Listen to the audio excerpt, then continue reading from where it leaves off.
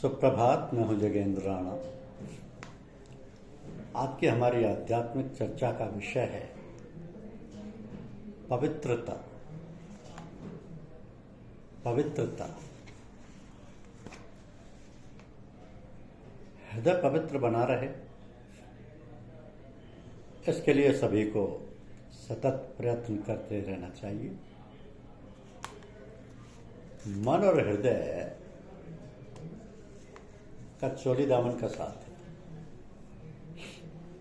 मन में संकल्प, विकल्प और तरह तरह के विचार उठते रहते हैं और उन विचारों की तरंगें सारे शरीर पर प्रभाव डालती है। विचारों का प्रभाव हमारी भावनाओं पर भी पड़ता है। जब विचारों का रंग भावनाओं पर चढ़ जाता है तब उनकी जड़ें बहुत गहरी होती चली जाती और संस्कारों का रूप धारण कर लेती हैं। तो संस्कारों का कार्य है बीज रूप में कर्म स्थायित्व। उनका प्रभाव और आधिपत्य जन्म जन्मांतर तक बना रहेगा और जब तक इन संस्कारों का, इन कर्म के बीजों का पूर्ण रूप से विनाश न कर दिया जाए तब तक जन्म और मरण की श्रृंखला समाप्त नहीं होती। इसलिए चाहे किसी प्रकार का योग हो, हृदय और मन की शुद्धता और पवित्रता बहुत आवश्यक है। आवश्यक ही नहीं, अनिवार्य है। इसके लिए हर पंथ, संप्रदाय, धर्म और मजहब में किसी न किसी प्रकार के साधन अपनाए जाते हैं। बिना इनके काम नहीं बनता और ना साधन की सफलता प्राप्त हो सकती है। लेकिन इसकी जो प्राथमिक बातें हैं, जो आधारभूत सिद्धांत, नियम और उपाय हैं, उन पर विशेष रूप से ध्यान देना और अमल करना आवश्यक है। क्योंकि शास्त्रों में भी कहा है कि मन एवं मनुष्याणाम कारण बंध मोक्षियो। तो फिर हम यही विचार करें कि मन क्या है, क्योंकि मन के हारे हार है, मन के जीते जीत। तो मन के लिए कहा गया है कि जड़ और चेतन की गांठ है, किंतु उस गांठ का खुलना बहुत कठिन है। अब गांठ तो किसी ने लगाई होगी, या जैसे रस्सी में कभी कभी अपने आप गांठ बन जाती है उलझन से। तो ये गांठ बनी कैसे? अपने आप बन गई। यह भी कहा जाता है कि मन इस तत्व सर्वव्यापक है। तो यह भी ठीक है, क्योंकि मन के बिना तो कोई कार्रवाई हो नहीं सकती। हमारे शरीर में, जिसको पिंड कहते हैं, वहां बिना मन के कोई काम नहीं हो सकता। यहां तक कि हम आंख की पलक भी ऊपर नीचे नहीं कर सकते। तो यदि मन ना चाहे या मन का हुक्म ना हो तो हम कुछ नहीं कर सकते। इसी प्रकार ब्रह्मांड में भी ब्रह्मांडी मन के बिना कुछ काम नहीं बनता। अब ब्रह्मांडी मन ही को तो ब्रह्मा कहते हैं। ब्रह्मा का काम ही उत्पत्ति करना। बिना उत्पत्ति के तो सारे संसार का सृजन, और सृजन ना हो तो कोई कारोबार संसार का चल ही नहीं सकता। तो ब्रह्मा, विष्णु और महेश, ये तीन शक्तियां हैं परमात्मा की प्रधान। इन्हीं के द्वारा संसार का सारा व्यापार चलता है। इन्हीं तीन शक्तियों को सत्य, रज और तम कहते हैं। तो जब ये तीन शक्तियां समावस्था में रहती हैं तब कोई कारोबार नहीं होता। इन तीनों में जब घटा बढ़ाव की स्थिति होती है तब इस सृष्टि का, संसार का काम चलता है। तो सत ऊपर है और तम नीचे। सत प्रकाश है, तम अंधकार है, और रज दोनों के बीच की हालत है जो दोनों से संबंध रखती है।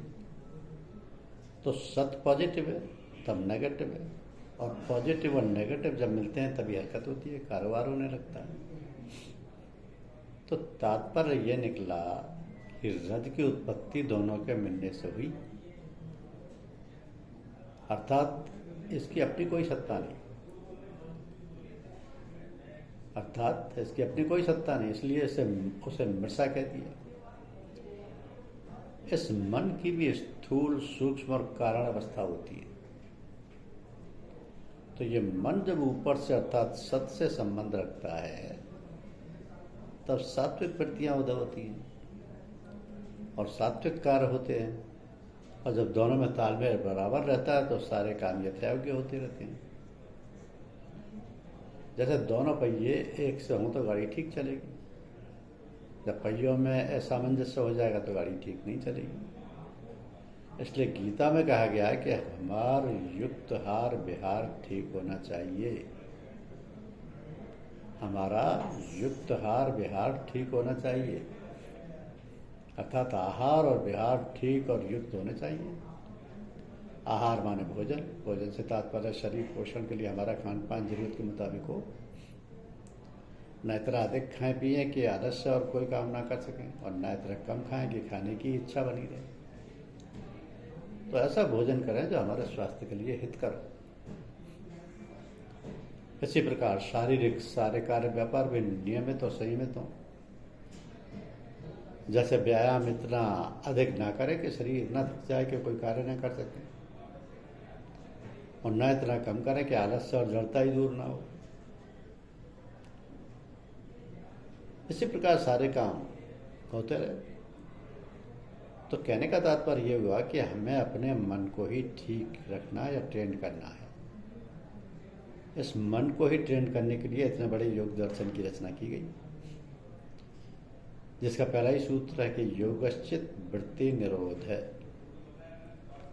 योग से चित्त वृत्तियों का निरोध होता है, और इसके लिए अष्टांग योग की रचना हुई, जिसको ही पातंजलि योग सूत्र कहते हैं।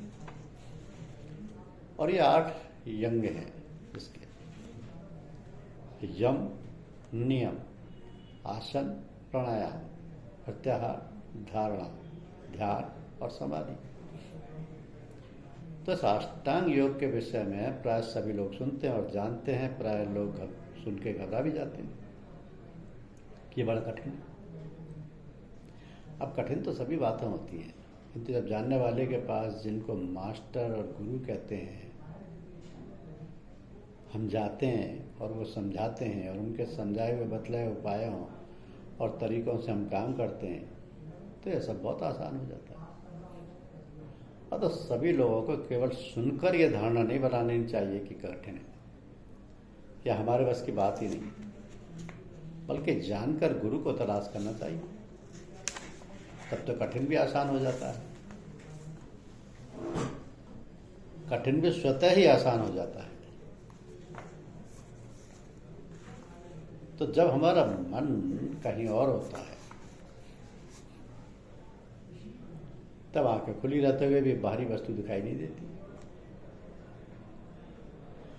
बात यह है कि मन के संयोग हुए बिना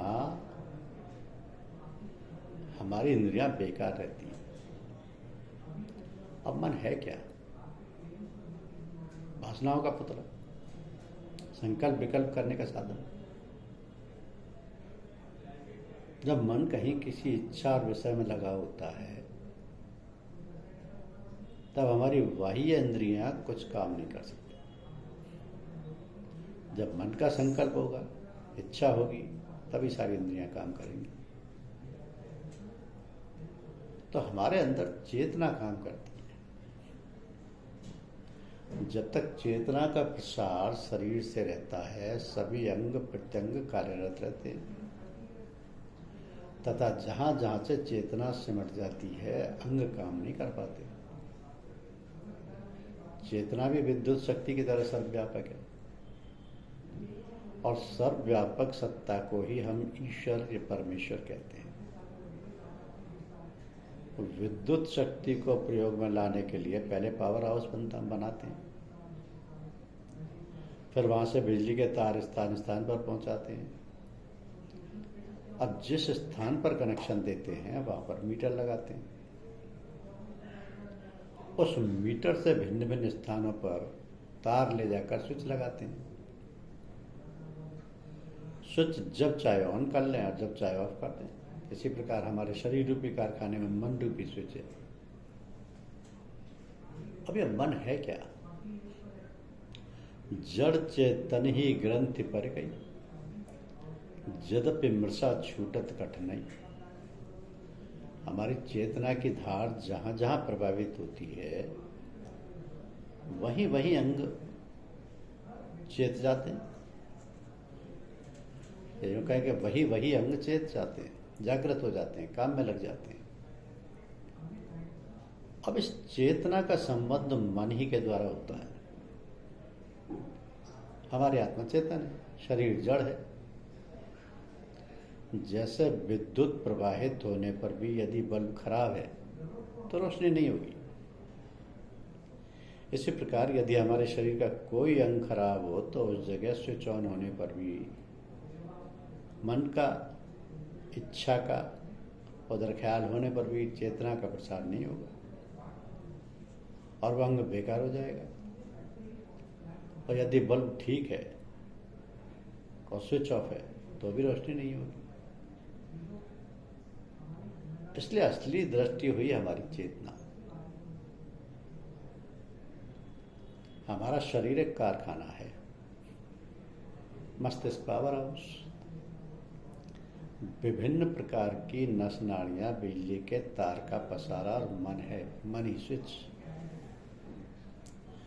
विभिन्न प्रकार की नस नाड़ियां, बिजली का तार का पसारा और मन है स्विच।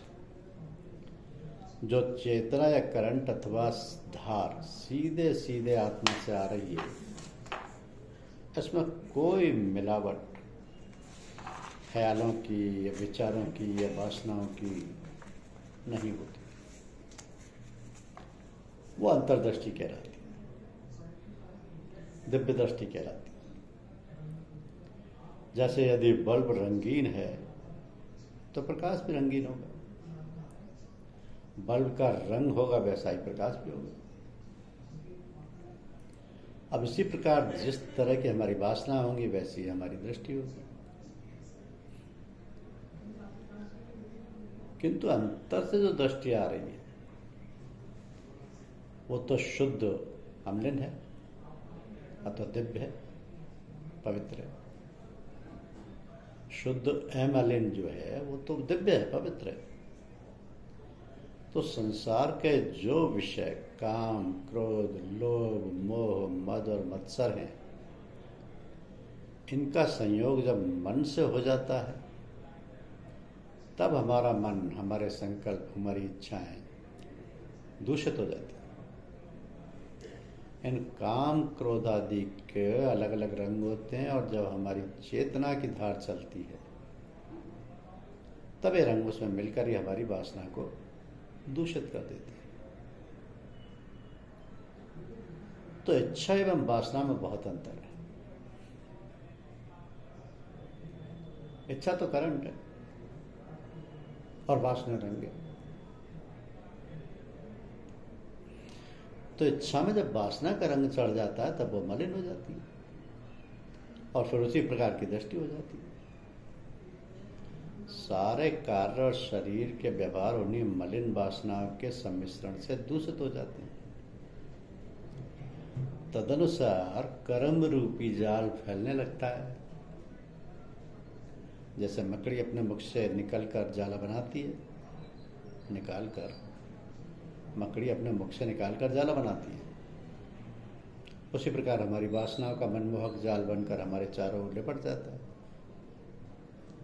हम उसमें फंस जाते हैं, फिर आवागमन रूपी जन्म मरण का चक्कर घूमने लगता है। तो जब तक दृष्टि शुद्ध रहती है, पवित्र रहती है, किसी प्रकार की मलिनता नहीं आती, तभी तक हमारे शरीर के सारे आचार, विचार और व्यवहार शुद्ध तथा पवित्र रहते हैं। शुद्ध तथा पवित्र उन्हीं कर्मों को कहेंगे जो ईश्वरीय इच्छानुकूल हों। ईश्वरीय इच्छानुकूल वही होंगे जिनमें हमारी इच्छा शामिल होगी।